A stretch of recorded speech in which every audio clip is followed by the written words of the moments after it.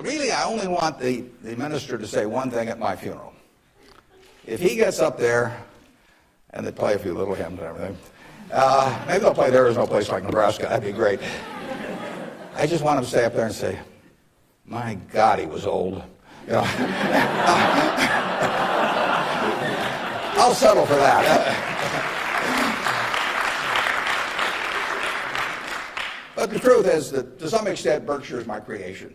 So I would like people, to the extent that people regard that well, that's what counts. I mean, that's my painting. And I hope that people look at, I've been running it out for almost 38 years, just about 38 years exactly, and it means I only got another 30 or 40 to go. And I hope that we have done some things differently than other corporations. We've operated on a different model. And I hope two things about it, actually. I hope, A, that people realize that model works and why it works and so on, because it does conflict with certain management theory over the years. And secondly, the important thing is that it lasts well beyond me. I was down at Walmart 6 months ago and talked to their management group, and I had a great time. What is really astounding, I voted for Walmart as the most admired company in the country last year. That's where my vote went. It was astounding what Sam Walton built, starting in Bentonville, Arkansas with a pickup truck, taking on JCPenney and Kmart and Sears and all of these people with no money, no real estate, no preference with vendors, no credit card lists, anything. He just took them on, and of course he just ran away from them. But the really impressive thing about Walmart is that Sam died about 11 years ago, and there's been no momentum lost. I mean, what he instilled in that company, nobody else could have built it like Sam, but David Glass first and Lee Scott now as the CEO, they have kept that company with its special culture going at full steam ever since. And that's really what I hope happens with Berkshire, and I've tried to think about ways to make that happen.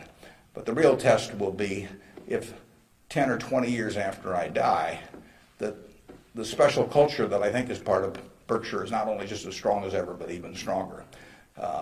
We have a situation at Berkshire where in 38 years, we got all kinds of CEOs out there running all kinds of businesses, 3 or 4 of them in Omaha. We have never had one CEO ever leave us, period, to go someplace else. I mean, I don't know that there's any place like that in the country. So it's been and we've never issued a stock option.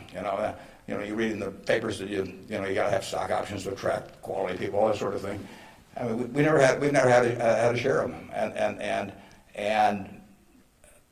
in the end, I don't know how many dozens of managers we're talking about, but no one has ever left for another job, and some have been offered way more money.